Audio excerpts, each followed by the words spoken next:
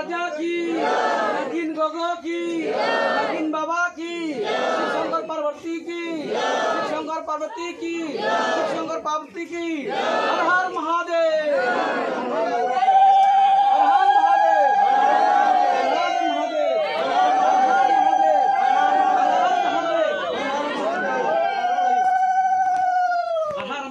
Ready बोल बम बोल बम बोल बम बोल बम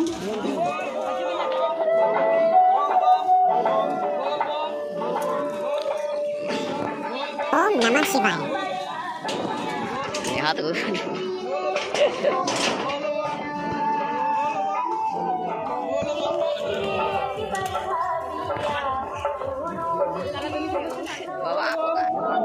बोल बम बोल बम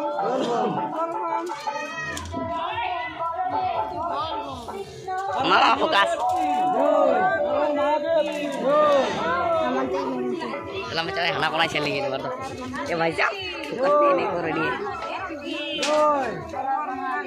हर हर Mahadev.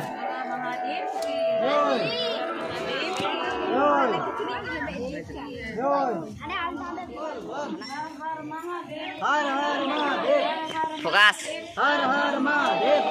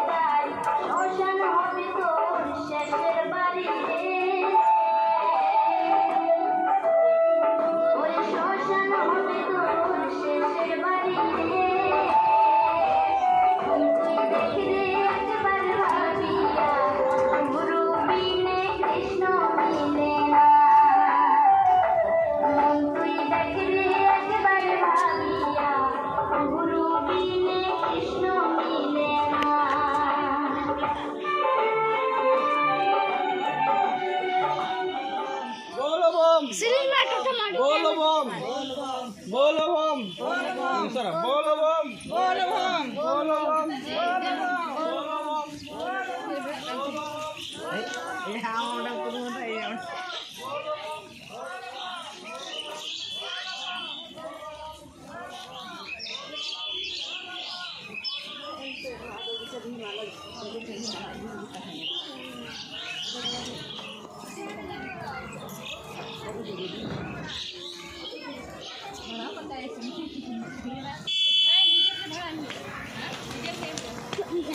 apa mi anak mo